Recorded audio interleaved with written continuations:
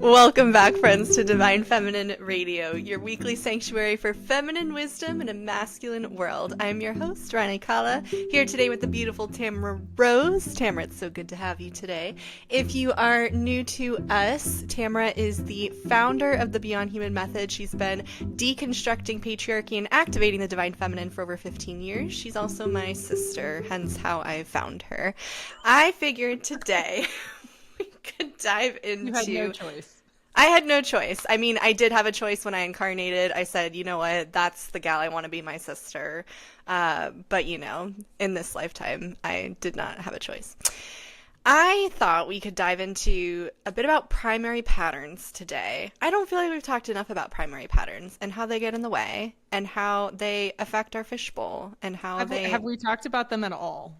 I feel like we have maybe a while ago. But not as deeply as we could, especially since it's the core of what we do at the Beyond Human Method. I feel like it seems appropriate. I feel like people should really know about this and how it affects every facet of life. Once you hear about it, I promise you're going to get your mind blown. What do you think, Tamara?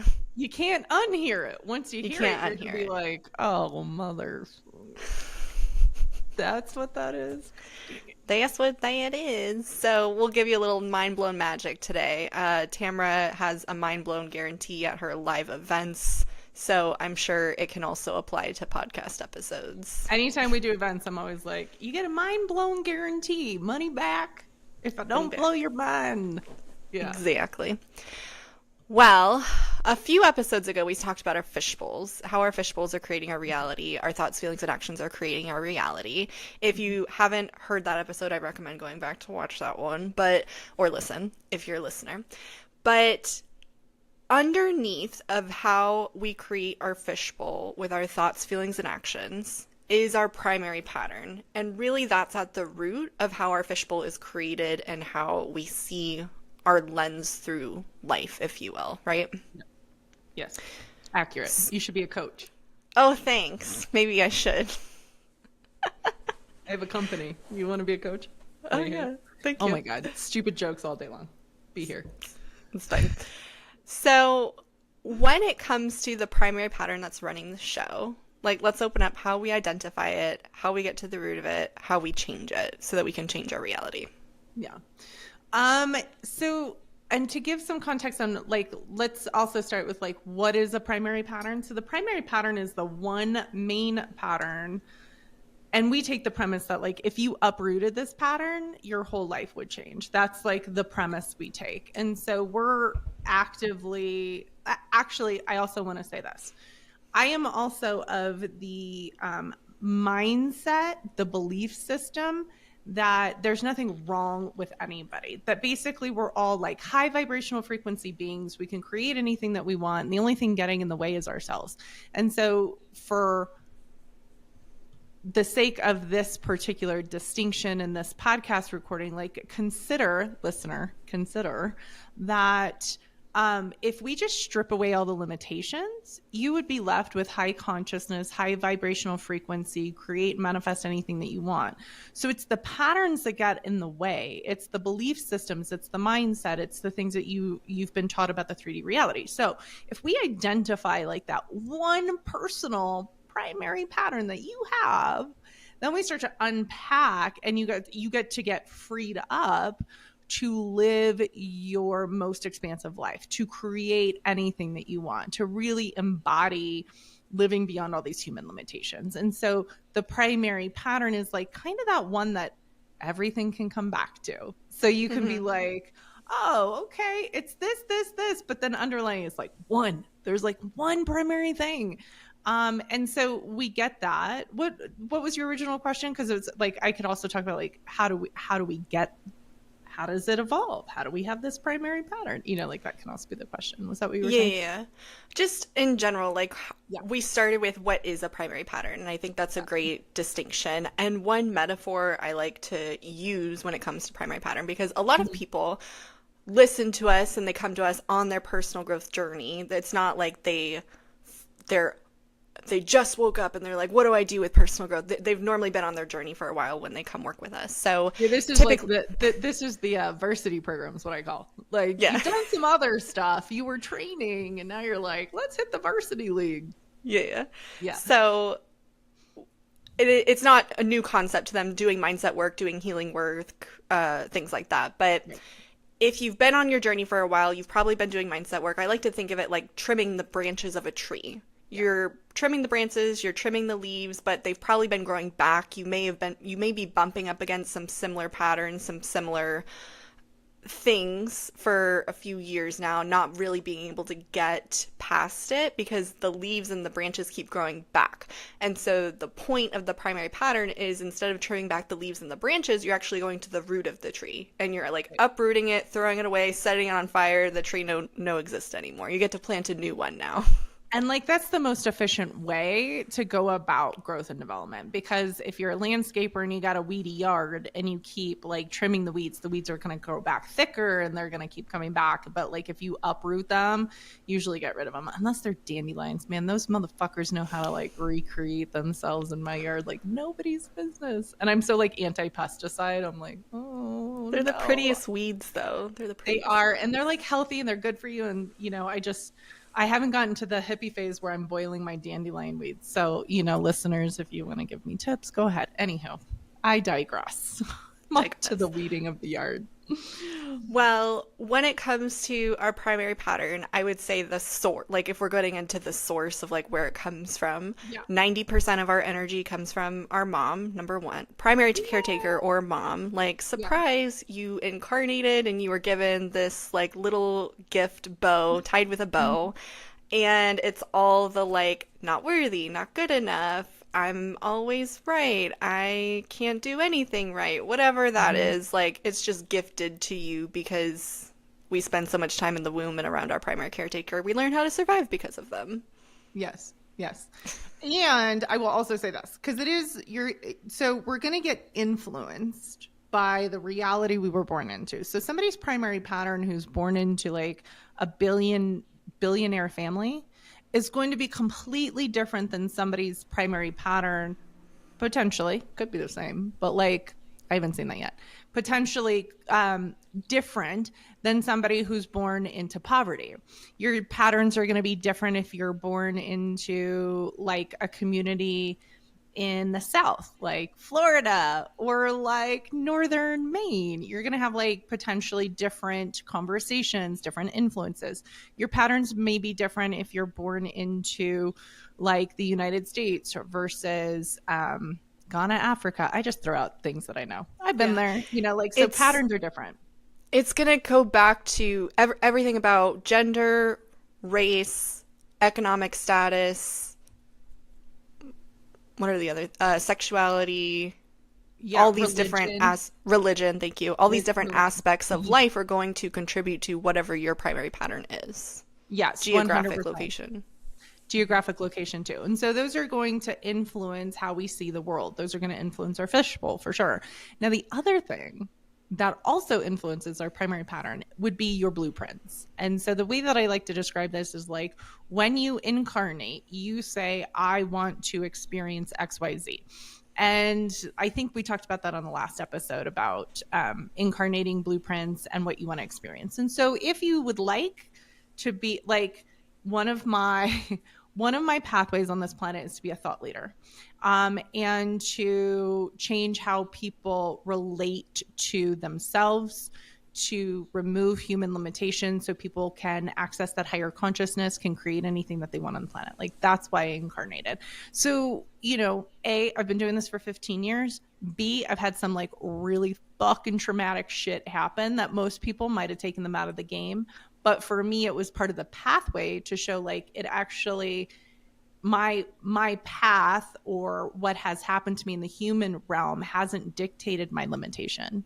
So it actually creates the pathway. And so like your blueprint will also dictate your primary pattern so that you can dissolve it and overcome it and like clear it and get rid of it. So you too can experience living without human limitation. So the primary pattern is like literally all these little pieces put together. So if you think about it, there's going to be like one main theme And then there's going to be all these like side parties happening with the main theme. Like, let's not be so significant about it. It could be side parties. I mean, chaotic side parties, but like for sure side parties, right? Yeah. And so that's really to clear that out of your space completely and no longer function from the primary pattern. That's like one of our goals when we work with our people is like, get rid of that. 100%. So that's why when we work with people, that's the first thing we identify with them is what is your primary pattern, so we can go to work immediately to clear it, set a new foundation, build something new. Exactly. And so the more work that you do on it, you'll also realize like there's a theme. You'll start identifying all of your side parties, and then eventually you'll be like, oh, this is the one root piece. This is the one. It is mine. Gosh, I have really loved up on that motherfucker. And like, and then you'll see that it's, you know, it's doing its patterning every area of your life. So how you do one thing's how you do everything. That's like been said. So, you know, when you find that primary pattern, you'll be like, oh, that's why I'm like this with money. And that's why I'm like this with people. And this is why my business career goes that way. And this is why, you know, and you'll just be like, it'll all stack up for you. Yeah. Well, let's give an example. Like, I'll share about mine if you like. Yeah, for sure. I think that's great. Oh, Ronnie's gonna get vulnerable. So cute. On my own podcast. Well, yeah, you're like, you've been doing this. That's fine. Yeah, because I think being able to see how it affects every facet of life is important. Not just here's my pattern and whatever. So. Yes. When I first started doing this work, I would have said my primary pattern was I'm not good enough. Like that was what I could see at the time. And I will say the more that you do the work, the more that you peel back the layers of the onion, you start to see something else. You start to see what could be deeper, right? So I started working with I'm not good enough. The first way that showed up for me was with money. I felt really scarce with money. I felt like I was living paycheck to paycheck. I felt like I never had enough. And so my bank account kept showing me I'm not enough with money. I never had enough money. Yeah. In order to make more money, I had to work really hard for it. I had to prove myself. I had 2 jobs while I was doing college full time. I was working, like I felt like I had to work really hard in order for money to come to me. So because I was not enough inherently, I then had to work hard for the thing to come to me. Yeah. In relationships, I felt like I wasn't good enough. Therefore, I didn't receive all of the love that was available to me. I settled. I kept going back to one person and settling because I thought that was the best that I was going to have. I was in an on and off relationship for 7 years because I thought that was the best I was going to have and nothing else like quote unquote compared to it until I did the work on myself. Now, here's an interesting question. Did you actively know and feel like you weren't good enough? Like, was that I'm curious for the listeners. And by the way, y'all, I would love to give you an example, but like, I've been doing this for a long time. My examples, usually I can't find them. So Ronnie's being super gracious right now. So I'm curious, like, would you have said that at the time inside of your relationships or inside of money? Or was there a different thought process? Was there a different language? You know what I mean? Yeah. It's interesting because with money, I would say it felt like scarcity. Or that I felt like it there felt just like isn't enough, maybe. Yeah. There just isn't enough. There isn't enough time. There isn't enough money. Yeah. And it's funny because I was doing work for maybe a year and I don't even think I was in the Beyond Human Method program yet, but I was just doing other things to work on myself. And I had it may have been a conversation with you about like my partner was not good enough. And I was like, oh, well, like he had a pattern of feeling not enough and like why we may have attracted each other. I remember that one. Yeah. And I was like, well, I've been doing work on that. Like, I feel like that's gone and I don't feel that way about myself anymore. And it's funny because I feel like I've had conversations with other people or with clients who have reached that point as well, where they're like, I've done the work on myself to feel good enough now. Therefore, my pattern is not, I'm not good enough Yeah. anymore. Yeah. And I would say, if you're still noticing things in the environment showing you not enough with money, not enough with a partner, not enough with time, it's potentially, probably still in your field somewhere. Yeah. Yeah. So that's a great so that's why I wanted to ask for the listeners, because if I don't know if a lot of people put sometime, like, I don't know if they're putting the pieces together, like, everything in my environment is not enough. I don't have enough time. I don't have enough money. That person's not doing enough. Da, da, da. Like, the primary conversation that you're experiencing over and over again is not enough. And so, like, to look at it, does that mean, or do I ever consider, or is part of my pattern, like, I inherently am not enough? And, like, Mm-hmm. am I overcompensating by doing more work, spending more time, proving my value, working harder, like, doing, like, that then becomes the doing aspect, because inherently the pattern is, not enough. Mm-hmm. And you have to consider, like, the reason that awareness came to be was because I was talking about my partner had this pattern. And I was like, well, it's not in me, but I'm attracting somebody that has this pattern. If Yeah. you're attracting people around you that have the pattern, it's probably for a reason, because like attracts like. You see what I'm Mm-hmm. saying? Yeah. So Yep. you got to take a little deeper look there, maybe. Yep. Yep.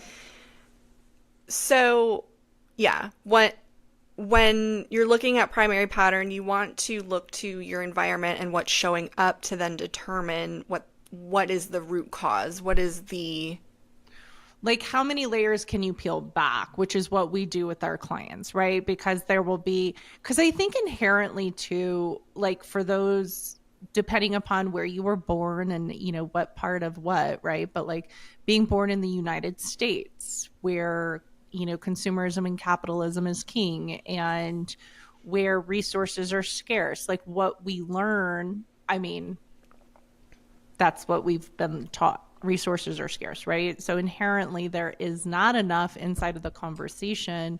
So that could be like a very common pattern that people are bumping up against, is not enough time, not enough money, I'm not enough, right? And so, like, if you're hearing this and you're like, oh yeah, that is like an aspect of your primary pattern. Now there's the personal pattern too, right? That is also limiting, but I think it's like to be able to dance inside of both of those, right? Mm-hmm. So are you saying there's a primary pattern and then the personal primary pattern as like a difference? Yeah.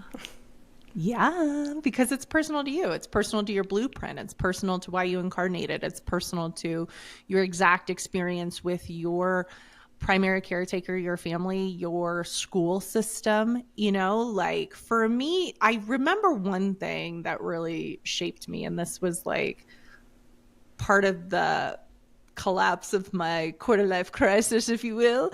But when I started doing personal growth and development, and I started coaching, and I was being trained as a coach, right? So I did like a year process to be trained as a coach. And I was being coached as I was coaching, not just being trained as a coach. And I had a coach who said, why are you so driven? And I was like, what? I was like, I'm not that driven. That's I'm not that driven. And I was 28 or 29 at the time. I owned 3 properties.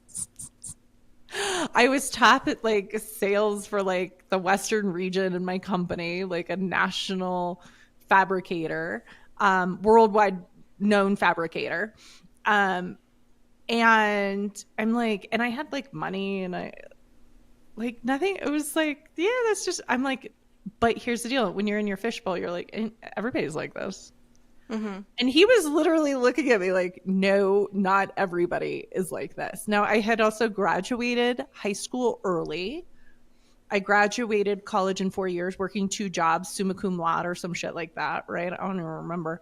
And like a 3.7 something to 5 GPA. Like, I was, in fact, the epitome of like driven, and nobody paid for my college and nobody helped me get on that path. And like nobody, like my parents did fuck all. So like, okay. And for me, I went back and I was like, why am I so driven? And literally, like, I had a pattern shape me in 6th grade.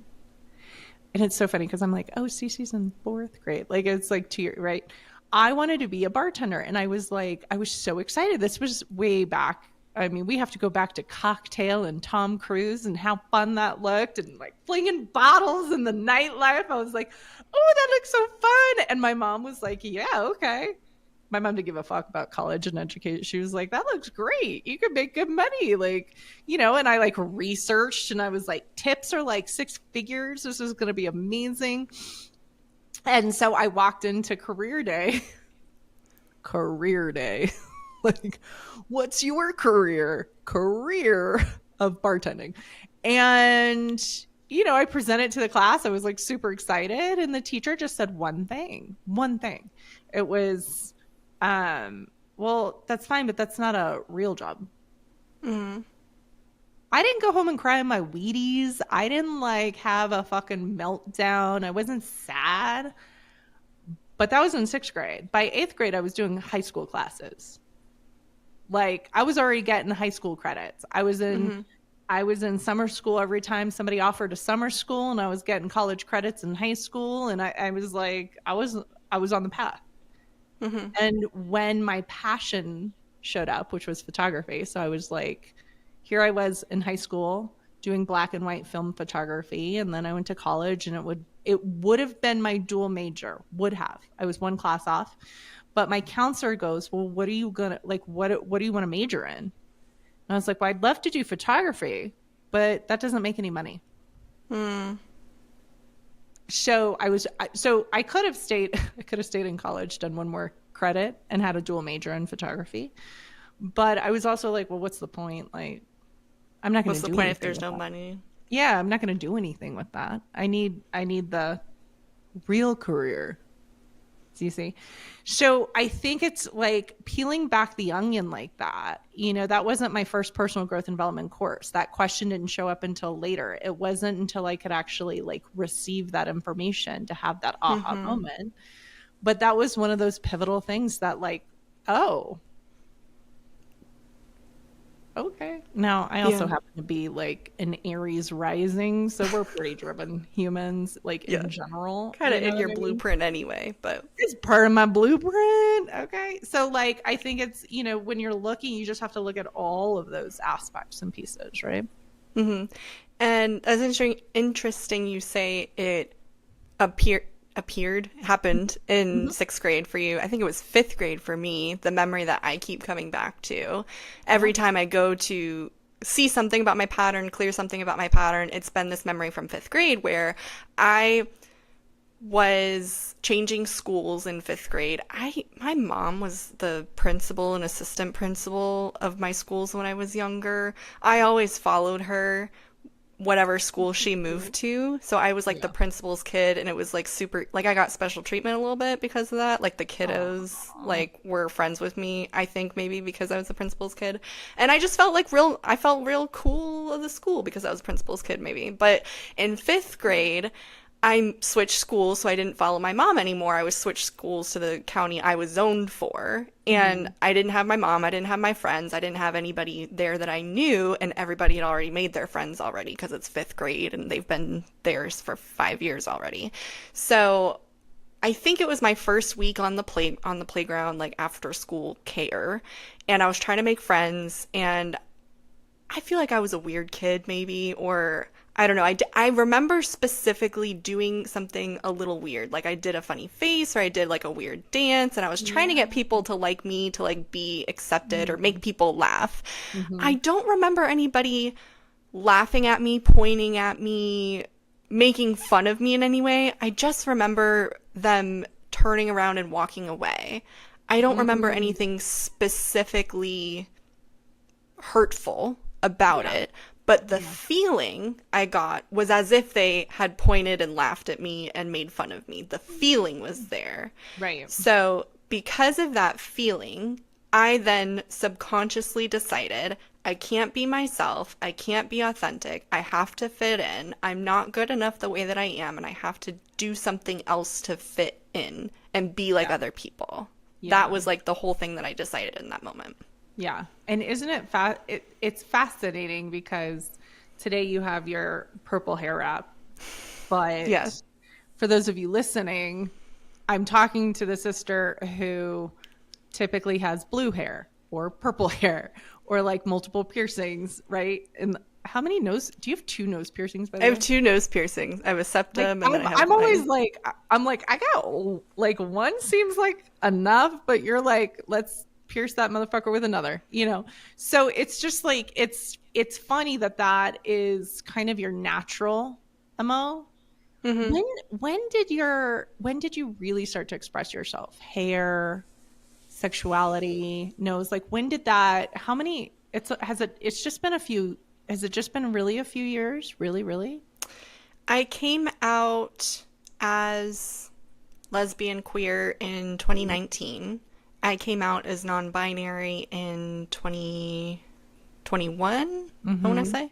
Yeah. So it's just been the last, like 2021, that was about 4 years ago. Yeah. I would say actually expressing myself and feeling safe to express myself has just been the last 4 years or so. Mm-hmm. Yeah. And that was when you started doing work within the Beyond Human Method, right? Yeah. Like, so identifying those patterns and finding what's authentic to you and like finding your expression, like that makes me so happy. That's really what we're here for, peeps, you know? Yeah. So, I wish I hope you guys find the videos so you can see Ronnie in the real, you know, with like purple hair, blue hair, piercings, all of the fun stuff. I'm liking the scarves lately. I feel like this feels very me for some reason. I love the anyway. I love the new iterations I get of you. So if it's scarves, if it's hair, if it's a piercing, if it's a tattoo, I'm like all about it. I'm like, yeah. Of course, my daughter also loves it. So my daughter feels like she should have piercings at 9. I don't. Oh, okay. Well, I'm glad to inspire in some way. But if you've been watching these videos for a while, I feel like every 4 weeks or so, I do something different. Like I started with red hair, I went to blonde, I went to blue, now I'm with scarf. So it's like every 4 weeks you'll see me look a little bit different. You may not recognize me. It's fine. The TikTok vids are definitely trending with different like looks. If you scroll through Ronnie Bonnie's TikTok, it's awesome. I do that sometimes. I'm like, you're so cute. Yeah. So obsessed with me. I am. So, what else do we want to share about the primary patterns? Like, well, I like that you also said it will come up when you are able to see it. Yeah. So for me, I started with not good enough. And so I went through some of the different areas like money, relationships, different ways I could see that showing up in my reality. I'm trying to think what other like areas of life there are that it probably showed up in. I'm a little blank now. Like health and well-being or spirituality or... Yeah, and just like relating with other people or providing your thoughts and ideas or standing up for something that's authentic and true to you, right? Like, you know, I think all of those scenarios, it definitely shows up. But usually we can see the primary pattern real clear in the money and relationship realm. Like, you know, it can also be in business, right? So if you have that, like, not good enough, I think a lot of women have been trained, like, we're not, you know, in a patriarchal system, we are trained and taught that we are not enough, that we are not good enough, that we need to constantly change who we are to fit in, to be accepted, to be chosen, to be picked, right, from the society. And that's lineage. That is so lineage, it's ridiculous, right? It's in our cells and DNA from our mothers and our grandmothers and our great grandmothers. And so you just go like, and again, this is for United States of America citizens, like maybe if you're in like a tribe in Africa, you don't have like the pick me scenario with fucking Cinderella complexes. That'd be rad, you know, or like Native Americans who came from like matriarchal systems may not have this shit. So yay, United States of America. Dumpster fire. Right. Take a moment for the dumpster fire. Anywho. Yeah. So as we unpack it, and like, you know, as our listeners are listening, one of the things that I do want to point out is like it is only appropriate. So I've been doing this for 15 years. I've been trained highly with the best. I take my work and my craft very seriously. And a lot of time, and I may see something that somebody is not ready to process yet. I may see something that I know is there, but I'm not going to push. And we really have to respect like what the person is on the journey. So you're on this journey, you're in this space, you're in this reality to learn new things, to grow as a human, to access higher consciousness, to evolve. And I'm making all those assumptions because you're listening to this podcast. I don't think you'd be here if none of that was true. 100%. You'd be listening to like Andrew Tate or some fucking shit like that. You'd be like, okay.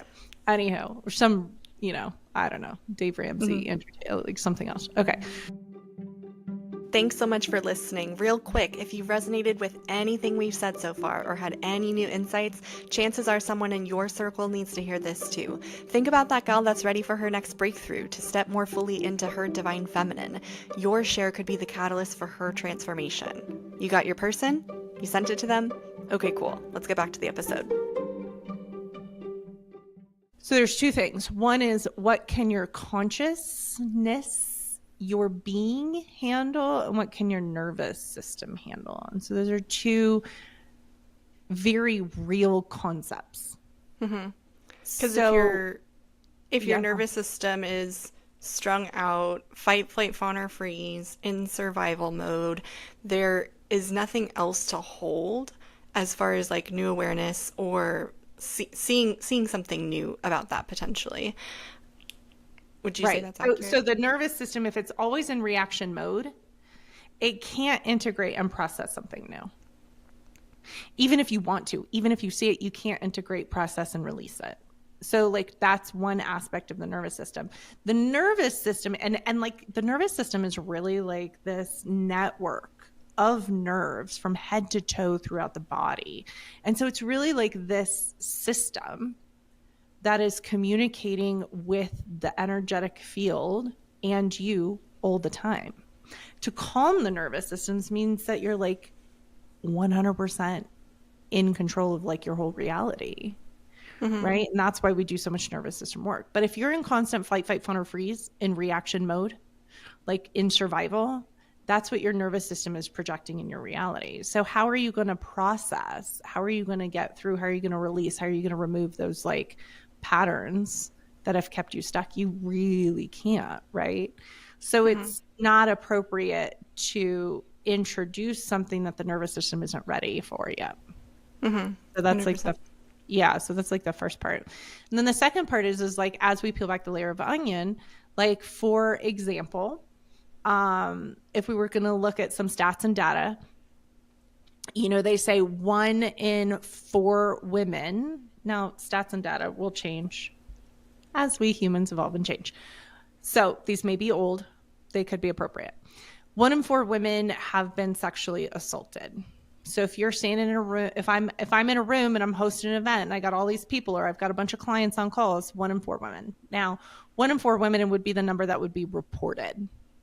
So let's say it's 2 in 4 that haven't reported it. Okay. So 2 in 4. So we just added another 1 in 4 haven't reported it. So now we have 2 in 4, 2 out of 4 have been sexually assaulted. It's just 1 has been reported, 1 hasn't been reported.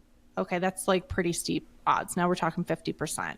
However, when women start working with me, what we also find is as we peel back the layer of the onion, and you can handle processing yourself and processing your patterns and processing your emotion, we start to dive deep. sometimes, more often than some, women will start to experience that they have unprocessed memories about sexual assault. And now they come to the surface to process. So my point is that is also a pattern running in the background, right? So just because you don't remember it happening doesn't mean it's not in your field, doesn't mean it isn't affecting you, right? And so when you start to do that work and those come up to the surface, they're only going to come up to the surface when you can actually handle that kind of awareness. Like, holy fuck, I am remembering this incident. I am remembering this person. I am remembering that this happened. I'm remembering the age. I am like, and being able to hold and deal with that. We repress the memory, however the family members reacted to whatever that was, why you repressed it, what it was about, and everything else. So if we push that repressed memory to the surface too soon, that could be catastrophic for people. And mostly, like, what I'm also talking about is like there becomes such a cognitive dissonance, like what you're experiencing and seeing and like having to process with the reality that you know to be is so distinctly different. There's such a dissonance between those two that like literally it has nowhere to go or to exist. And so it can just cause like catastrophic breakdown. So when I say I take my work real seriously, that's what we're talking about here, kids. Okay. So when we're talking about the unprocessed emotions or memories showing up, the subconscious, unprocessed, I do want to reiterate that the subconscious feelings, energy, emotions are also contributing to your primary pattern. So it could be another reason why people say, I've worked through all my not good enough, I therefore feel enough now. Why is like my reality not changing? It's because there could be subconscious, unconscious things still there. 100%, because that is how energy works, right? So you're like, well, I worked through all of that, and it's very cerebral. And so or our mindset has changed, but not other aspects. Yeah. So a lot of times what's really easy, and so our listeners, you know, here's what's really easy. Take a tally to see where your life is in reality. So what is happening in reality? Not what do you want to happen, not what you think should be happening, but like what is happening in reality. And when you go through and you look at what is happening in reality, you're going to be able to identify either, okay, I thought I processed all that, not good enough, but like, I'm not making more money. I'm not doing this. People aren't like, things don't go my way. I'm still fighting, you know, it's like, oh, there's still something there. To just like take the case that oh, there's still something there is existing, right? So going back to, we're only able to see it when we can hold it. So I started with my primary pattern was not good enough. When I could see it, I could then go back and retrace my steps and see how it was affecting my life, like retroactively. Yeah. As I continued to do the work on the not good enough. And by the way, hold up. Okay. The listeners should know that like primary pattern of like not good enough meant this fantastically intuitive, beautiful sister I have was about to marry. Yeah. I was engaged. Engaged. Heterosis man. Boy. Heterosis boy. Very much in this patriarchy, looking to live his soft life. Contribute nothing. I don't have a lot of nice things to say. I can tell. And I had to be like, stop that record. We should have a chitty chat. And here's the cool part. Like I remember, I don't know how much you remember from that. I know you remember kind of, but like I remember being like, My vibrant sister was so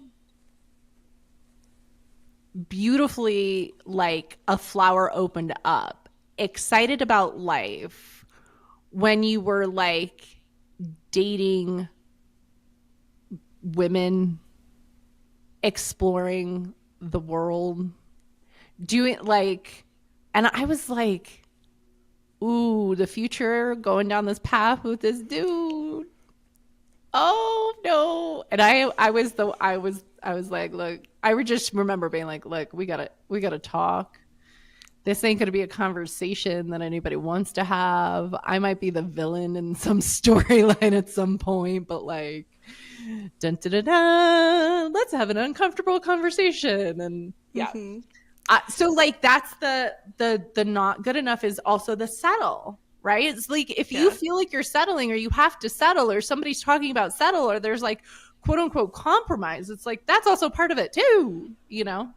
And here's the thing, I wouldn't have related to it as settling at the time, but on the day that I got proposed to, I cried. I did not like the proposal at all. You have to say this. You can't say I cried. You have to say I cried, and those were not happy tears, bitches. Yes, let me clarify. They were not happy tears. I was highly upset. I was highly upset. And without going into too much detail and going on a tangent. We don't need to talk about the proposal the whole time, but like No. But I cried because I was upset about the proposal. It didn't work. Like, it wasn't the proposal I wanted. Yeah. I thought I was upset because it wasn't the proposal I wanted. Yeah. So I had him do it again in a way that I wanted. And I thought that was like, okay. Yeah. Now that'll fix it. That'll make me feel better. Yeah. I picked out the ring and I didn't like it. And that's wild. Like we redid the whatever. Yeah. I didn't like it. Yeah. And so I went on not a spree, but like a exploration. I was like, let's find another ring because I don't like this ring. Yeah. So I kept finding things that were, I don't want to say wrong, but like things that were amiss. Yeah. And that I didn't like leading up to being engaged, right? Yeah. After the engagement. And so it's interesting looking back on it, being in it, I couldn't identify that or put two and two together, but now looking back on it, I could see that's how the intuition was talking. That's how the pattern was showing up, right? Yeah. So when things feel off, maybe there's a reason. It's usually off. Yeah. Anyway, so this primary pattern of not good enough and being able to do work on it over the last few years, I have since recognized a pattern even underneath of that. And I think it's only been to the surface in the last year or so, maybe like last year I realized it. So underneath of not enough was actually something else that was self-hate. And it showed up because when all these things were happening in my life, I wasn't just feeling not enough about it. I was making myself wrong. I was guilting myself, shaming myself, like hating myself so profoundly. Yeah. So that it was even deeper than just not feeling enough about something. Yeah. Yeah. And then I think it's, it's so funny. Here's what I want to say. Like when you're in a personal growth journey, because I've been there, I'm still growing, still doing it, y'all. Ronnie's the only one that gets privy to like what I'm growing in and what I'm changing in. And, if I have like a fucking life, I'm like, man, I had a crash out over the weekend. Yeah. But I remember when I did my first growth course. So look, there's the not good enough. And maybe inside of me, I felt not good enough, but like maybe I switched that into like something else. But when I was on my journey, it was as soon as I did my first personal growth course, I was like, oh, of course this makes so much sense. of course, I mean, first of all, I wanted to share it with everybody and I wanted to be a coach. But I was still like peeling back the layers of the onion. But there was also something about me where I was like, oh, I got a distinction. And then I would like tell everybody all their shit. I was in the, let me coach you even when you didn't ask, and let me show you what your shit is, and let me show you how I already know all this shit, right? But it was like, I know this shit, right? Mm-hmm. Like somebody could teach me something. I was like, oh, that makes so much sense. I know that. And then I inherently became some sort of like expert immediately because I know all of it. And so I think it's like it's twofold. It's like, okay, well, there's a pattern. I got it, right? But I think one of the things that takes people to the next level, so if you're listening to this and you're like, oh yeah, that sounds like it, is still being in a beginner's mindset all the time. And Ronnie and I talk about that a lot, right? Like what has fueled me to get to the level that I'm at is I still have a beginner's mindset. I'm still looking at myself. I'm still unpacking. I like live, eat, and breathe alignment. So if something's showing up in my reality, I'm like, what is that about me and how do I change it? Not that somebody else is doing something wrong, right? So I just want to say that because if you're listening to this and you're like, well, I don't really have not enough. Could be on the other side of the spectrum and be like, I'm fucking perfect now. I think I will be the first to tell you I think I'm fucking perfect. And I think I'm the greatest thing since sliced bread, and I've been doing my work for 15 years, and I want everybody to think they're the greatest thing since sliced bread. And that doesn't mean that I'm still not tweaking, I'm still not finding, I'm still not working, I'm still not like unpacking shit, and I'm still not like in awe, like, oh, that one's still there. What the fuck is that about? Why is this here? You know what I mean? And so, just for people, like, you could go on the other side of the spectrum and like either one can limit you is the point. It's not like I've worked on, I'm good enough, and now I think I'm perfect. I find perfection in everything. It's a different concept of perfection where I'm like, I had a crash out over the weekend. If you think perfection means no crash out, my idea of perfection includes crash outs. My idea of perfection is really like screwing the pooch on some shit or like fucking up some shit and like realigning. So my idea of perfection is like that. It's not I'm perfect in the sense of like what patriarchy would call it. Like I've hit some level or like whatever. Anywho, just to give another perspective is my point. Yeah, and that's a great point because not everybody relates to not good enough. And there are other patterns out there that don't have to do with enough, not enough, perfectionism. I think there was one example you had about people that flip off drivers in traffic. Yeah. Do you remember that one? Can you share that one? It was like three that was profound. In one day talking about like flipping off. It was dudes too, which is fascinating. And this is an interesting pattern, right? Because I don't. So somebody had asked me, well, like, what does that mean, right? And I had like a couple examples that I was like tuning into the energy about. And I'm like, well, first of all, what is the point? You flip off a driver, you get pissed, now you're going to tailgate them. First off, how many listeners have flipped off somebody else when they were driving? Let's take an account. I mean, I've done it once or twice in my whole life, okay? I'm not like perfect, but I have been like, what in the hell? Someone's doing it while they're listening to this podcast. Yeah, it's right. fine. They're driving and they're like, let me flip that person off just because I can say I just did it. Okay. And then message us and let us know. So yeah, this person was like, and his wife was actually, I think, talking about it with me. And he was like, well, I was like, that's a wild concept. Like, he's like, well, what would you do? And I was like, I would let the person do whatever the person's going to do because I don't think that fucking matters in my reality. You know, like they cut you off or they're driving slow in the left lane. And it's like, if I get mad, and this is a very higher perspective, but like if I get mad at that person, that's actually not going to change their behavior there's two cars in between us, my car, their car. They fucking are not listening to anything I have to say, nor are they interested in my reality and me teaching them anything about life. Like, they don't know I'm a coach. They didn't hire me. They have not paid me $1 for my fucking expertise. So am I really going to activate being mad, upset, pissed off, or ticked off in my reality and live in that energy for even a moment because they did something I didn't like? Like, that's a wild concept when you really like break it down. And I'm like, I just like looked at him and I was like, I wouldn't spend any time on that, actually. And he was like, well, they need to understand. And I was like, huh.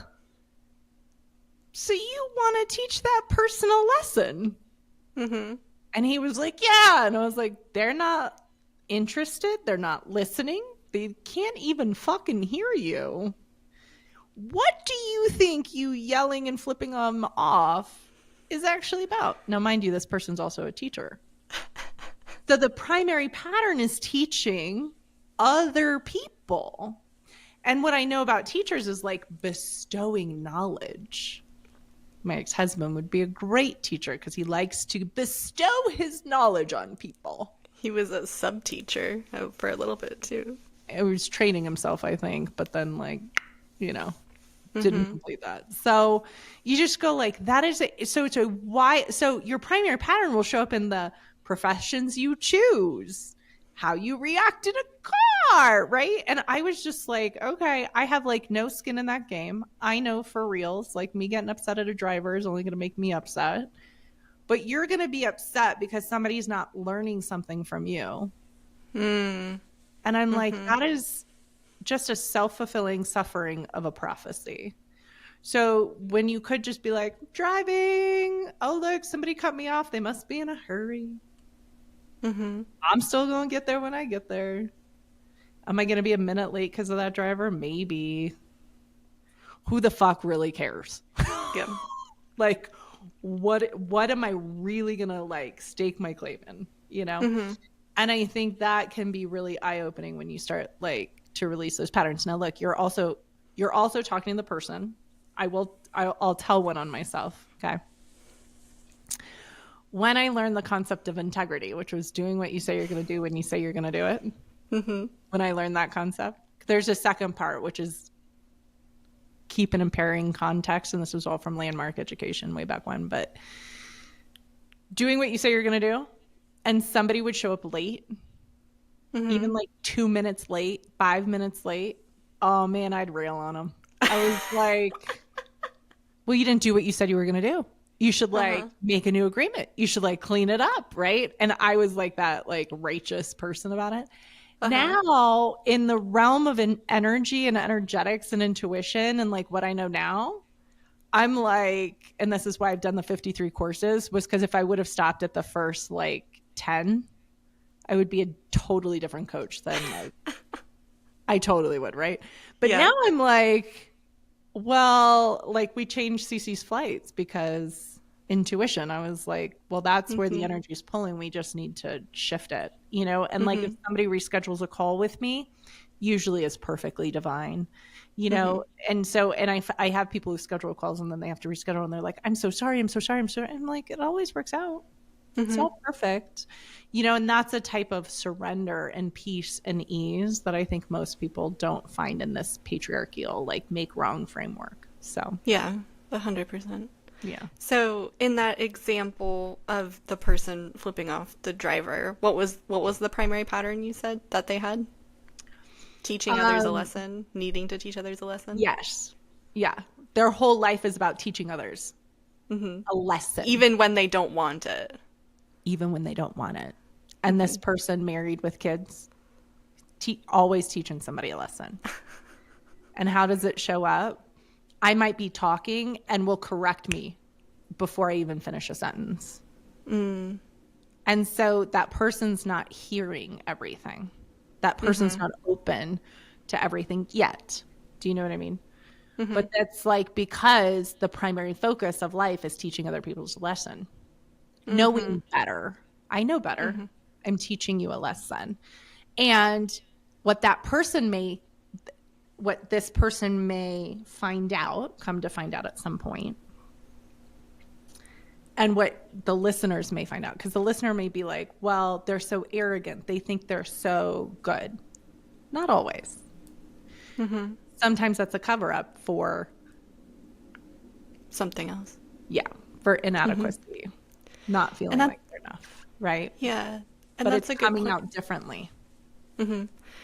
That's a good point, because what I have seen in some sibling dynamics, for example, is it ours? Are we going to talk about us? No, not ours. But because we have different moms, I feel like for siblings with the same mom, this is what I've seen. Yes. For siblings with the same mom, because 90% of your energy comes from your mom, I've seen one sibling feel not good enough, and one sibling have an inflated ego.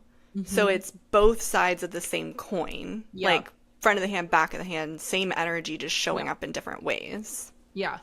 And that's the thing is like, there's how you process the energy, or how you then react to the energy to survive, is like your part of your energetic makeup, your energetic signature. And so you can't say like that. That's why you could never say like, well, what would you do if you were that person? Like if we were going to be like, well, what would you do if you're Trump? And you're like, oh, well, I would do this.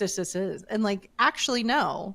If you were Trump, you would do the same fucking shit Trump does every fucking day, because you would have the same life experiences, the same blueprints, the same like energetic makeup, the same perspective, the same inadequacies, the same not enough. I mean, this dude is like, he's just all around not enough inadequacy, trying to prove his value and worth in reality. And so you're just like, you would be doing the same thing he would be doing. So like that argument never really holds water around me, really. So it is like, yeah, you know, your brother and sister, your siblings, they would incarnate for different reasons. They would choose the mother for different reasons. They would choose the siblings for different reasons. They're going to be on a different life path. And because of that life path, same instance could drop in, and they're going to process that information completely differently based off of what they're here to experience, overcome, and create newly. 100%. Well, if you are interested in uncovering your primary pattern, furthering this conversation, finding out for yourself what pattern is running your life, I am opening up something special. Because I've started this conversation on TikTok. It's awesome to see how people are interested in doing this work, and I want to be able to support our community in doing this work. So for a limited time, I'm opening up 30-minute calls with me, private one-on-one, to discover your primary pattern and what pattern is running your life and how it's running your life, so that we can maybe do something about it. If you want to open up about our programs and pathways and how it can support you with that primary pattern, I'm happy to do that. If that's not a match for you, that's okay too. But this call is really about supporting you, finding your primary pattern and how to shift that for yourself. So the world needs more consciousness right now. The world needs more change right now. That's really what this is all about. I mean, we're all up for it. Do you know what I mean? Like, why is the patriarchy crumbling? Because it's time to change. Why, the divine feminine is activating. We're seeing it in real time. We're like on the precipice, right? And so I'm a big advocate for Ronnie, like opening up their calendar, like, fuck yeah. And y'all, don't start. This is a huge gift. Ronnie is extremely talented in coaching and seeing things. And so like, this is an extreme gift to be able to like spend 30 minutes on a call with Ronnie to even just unpack or discover, like see what's there and see what's possible. Like, that's amazing. Good on you, sister. Thanks. Man, I should be a coach or something. You should be a coach. I have a company. Do you want to come work for me? Yeah. Wow. What an opportunity. You're such smart ass. I know. Anywho, Tamara, is there anything else you'd like to give our listeners before we close out the call today? Could we give a meditation again? Why not? We do it my at the end of every podcast. At the end of every podcast, when I get asked what makes a difference, I'm always going to say meditation. Why? Because it fucking does. So we'll link up the free meditation series. So if you're a beginner, you can access that. It really is my gift to the world. I did. It's so funny. That was the second iteration that I had done a 20 to 20 meditation series. Like, I think it's so effective. I think that was such a good download I got way back when to do that, but starting at 5 minutes a day, increasing 1 minute every day, you get like tons of different kinds of meditation as well, where you get to really experience it. And it's always mind blowing I just got a note from somebody who was like, that chanting with Ganesha was amazing. And I was like, that person liked Ganesha? Like, you're like, a heterosis man was like, thank you for bringing some Hindu chanting into my life. And I was like, that's not what I was fucking thinking was going to happen. It's always the person you least expect. And it's just to try new things. Always.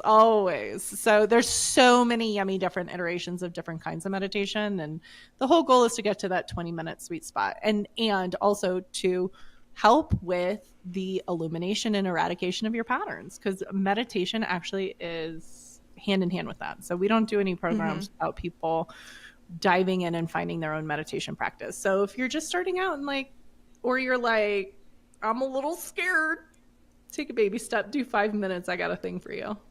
Yeah. Amazing. I'll put that in the description as well. I'll put the link to book your call with me in the description as well. We will close out the episode for today with that. If you have any other questions about primary patterns, feel free to message us, comment, or email us, Ronnie@thebeyondhumanmethod.com. We're happy to answer more questions about this on next week's episode. Yeah. And even if it's not about primary patterns, we'll happily answer your questions. We'll close out the episode for today. Thanks for being on with us. Keep making magic, y'all.